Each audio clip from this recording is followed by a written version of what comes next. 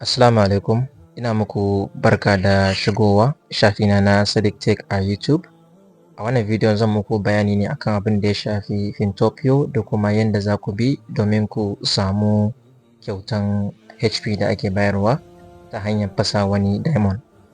So idan farkon shigowar ku kenan, ku tabbata kun yi liking, kun yi subscribing, sannan kun sharing na wannan bidiyon. Kuma ku kalla daga farko zuwa ƙarshe domin ku ga yadda ake fasa diamond kuma a samu kyautan HP a Fintopio. So da farko Fintopio dai project ne na farko da suka zo da tsarin raba top 50 leaderboard ɗinsu albashi a duk watan duniya. So wasu kuma duk sati, kamar yadda mutane suke faɗi, wannan project ɗin na Fintopio farming ne suka kawo shi, farming notcoin kenan, wanda hakan shine ya janyo hankali zuwa kansa. Mafi yawancin mutane suna ƙoƙari su yi mining ba tare da sun sanya abin yake ba. So Fintopio dai asali na mutanen Rasha ne, amma mazauna Dubai wanda suka fara kawo wallet ɗinsu a kan Telegram. Mun gane ko? So duk bayan awa 7 ne ake shiga ake dannawa, suna bayar da coin ɗinsu mai suna hold guda 50. Suna bayar da wato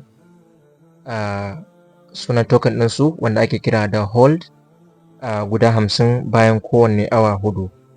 Mun gane ko? Kuma na duba explorer ta Tom blockchain, sun yi minting coin ɗinsu, yana da supply na 5.5 billion, amma sun yi burning na 1.5 billion. Yanzu sauran 4 billion ya rage a ƙasa. Kuma suna da funding na kuɗi in dollars. So game da team ɗinsu, ba su ɓoye kansu ba, sun bayyana komai tattare da su. Sannan suna da experience sosai a duniyar blockchain da mutane amintattu. Mun gane ko? So Fintopio ba mining ne wanda ya kamata mu yi wasa da shi ba. Mining ne wanda ya kamata mu mai da hankali sosai a kai. Mun gane ko? Sannan shawara da zan bayar akan hanya mafi sauƙi da za ku tara wannan HP da ake bayarwa shine game da ake yi bayan kowanne awa. Ana ajiye kowanne awa minti 10 na farko, ana ajiye wannan dutse da kuke gani a nan wajen wanda zai bayyana. To kun gan shi ba? Wannan kowanne awa minti 10 na farko ne kawai suke sawa. So yanzu karfe 8 na safe na fara wannan bidiyon, gashi dutsen nan ya bayyana. So wannan dutsen idan har mutum ya fasa zai cire diamond. Idan har ya yi ƙoƙari ya fasa wannan diamond ɗin bai fashe ba, yana iya samun token ko 3,000 ko 2,000 ko kuma 1,000 da wani abu maimakon 50 da ake bayarwa. Mun gane ko?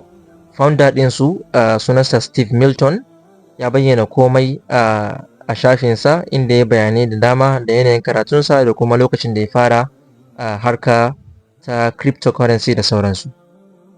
So karin cika ku da surutu, abin da za mu yi shine yanzu tunda mun samu dutsen mu, za mu garzaya mu ga yadda ake fasawa domin a samu diamond a ciki. Na gaya muku ana ba da wannan dutsen ne kowanne awa, farkon minti 10 na kowanne awa. Mun gane ko? Yanzu misali karfe 8 na safe, daga karfe 8 zuwa minti 10 wannan dutsen zai ɗauke, sai bayan kuma karfe 9 za su ƙara dawo da wannan dutsen. Mun gane ko? To mu je zuwa. Yanzu idan kuna so ku samu wannan HP ɗin, abin da za mu yi shine za mu zo kan dutsen nan mu dinga taɓa shi kamar yadda ake mining na tap swap.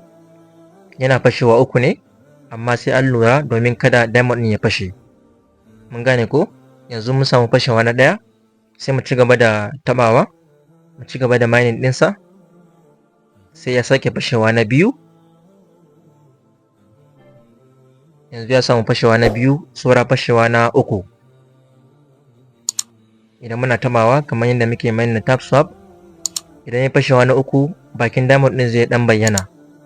To yanzu sai mu dinga tabawa, muna ba da rata na ɗan sakonni 1 ko sakon 2 domin kada diamond ɗin ya fashe. Mun gane ko?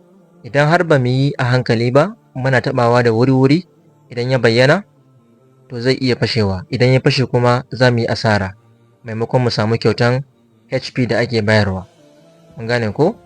Hatta warning suna yi, za su muku warning su ce ka yi a hankali domin kada wannan diamond ɗin ya fashe. So da zaran diamond ɗin ya bayyana, mun gan shi a waje, sai muna tabawa muna dan bada sakonni. Mun gane ko? Muna tabawa muna bada sakonni. Muna tabawa muna bada rata na seconds domin kada diamond ɗin ya fashe. Kar ku manta ku yi liking, ku yi forwarding. Kun gani sun ce mana attention don't break the gem. So dole sai muna tabawa a hankali muna dan bada seconds. Idan har ka rinka taba shi da sauri wannan diamond ɗin zai fashe. Maimakon a baka kyautan HP, mutum za a masa minus na HP ɗinsa. So muna tabawa muna bada ratan seconds, muna tabawa muna bada distance na seconds. Ku yi liking, ku yi subscribing, sannan ku sharing na wannan video. So mun kammala, gashi diamond namu ya fito, an ba mu 2001.8 HP. Kun gani? So wannan shine hanya mafi sauki da za ku bi domin ku tara HP. Maimakon a baka 50 bayan kowanne awa 5, a baka HP guda 50, za ka iya tara wannan HP din bayan kowanne awa 1, minti 10 na farko ka shiga ka yi wannan, za ka samu HP da yawa wanda za ka tara. Mun gane ko?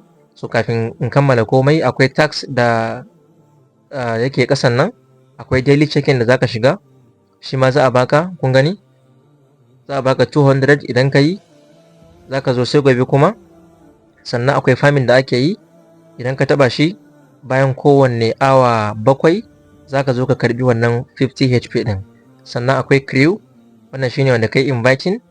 Sannan akwai rank shine yanda aka yi rankin na mutane wanda suke da highest HP hold a duniya. So na farko muna da engineer Adam dan uwa daga Kano, yana da 16.5 million hold. Akwai Muhammad King Cash, shi ma daga Kano, yana da 5.0 million cash. Sannan akwai Tahir, wannan duk yan arewa ne, suna da 2.8 million hold. Wannan shine HP ka a gefen nan 36.4. a tsakiyar nan akwai rank ɗinka, wato ina na 6,336. Sannan akwai your crew shine wanda kai invite na mutane gaba daya. Mun gane ko? So idan mun zo mun duba nan, za mu ga an sa you ko an sa you, ga friends ɗin da kai inviting, ga HP ka gold kenan, hold kenan, kana da 36.4 thousand. Mun gane ko? To wannan shine yadda ake samun HP da yawa a Fintopio. Fintopio shine wallet na farko da aka kawo Telegram bayan Telegram wallet.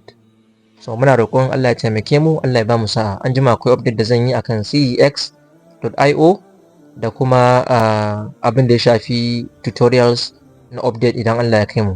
Kar ku manta ku yi liking, ku yi follow, sannan ku yi sharing na wannan video. Na gode. Peace.